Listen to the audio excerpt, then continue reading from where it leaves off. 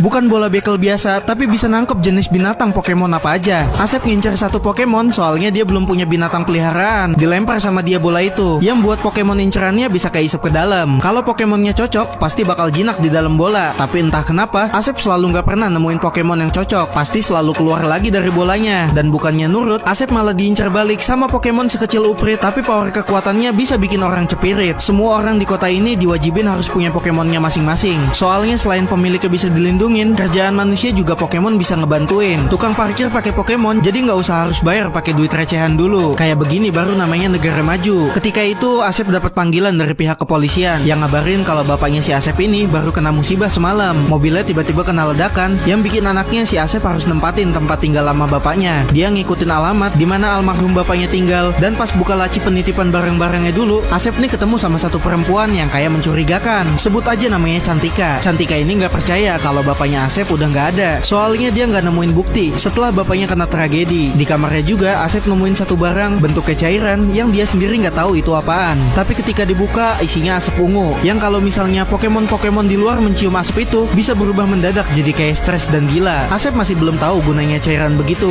Asep yang pas itu ngedenger kayak ada suara, dia lihat ada yang gerak-gerak di meja kerja bapaknya. Karena ketakutan juga, Asep sambil megangin senjata. Kalau dilihat dari bayangan gede, tapi pas lihat wujudnya ternyata cuma kecil, udah kayak upil. Pokemon itu ngira kalau Asep nggak bisa dengar dia bicara, tapi Asepnya padahal bisa dengar semuanya. Dan tiba-tiba aja monyet Pokemon liar yang asalnya dari luar masuk ke dalam buat ngacak-ngacak kamar. Udah monyet Pokemonnya gila, terus datangnya nggak cuma satu doang, tapi ngebawa banyak pasukan. Asep daripada dikeroyok, mending dia kabur sebelum bonyok. Ternyata udah ditungguin sama pasukan monyet-monyet Pokemon lain. Bodohnya Pokemon Pikachu-nya si Asep ini belum tahu caranya ngeluarin kekuatan. Asep yang kejar-kejaran sampai celananya kedodoran. Dia udah nggak ada jalan pilihan selain ikutin apa kata Pikachu buat lompat ke perosotan. Nyampenya di tong sampah, Asep kondisinya udah nggak pakai celana, cuma pakai kolor aja. Dia jadi kayak orang gila gara-gara monyet Pokemon stres yang sekarang udah balik sadar. Pertemuannya Asep sama Pikachu sebenarnya ada sesuatu di balik itu. Pikachu Pokemon lucu, tapi kalau ngeluarin kekuatan caranya nggak tahu. Sampai ngeden di tengah lapangan ditonton sama banyak orang. Lawannya juga bukan Pokemon sembarangan. Sebelum diadain pertandingan, Asep sebenarnya masih kebingungan sama Pokemon yang diutus buat hidup bareng sama dia. Pikachu maksa si Asep buat nyelidiki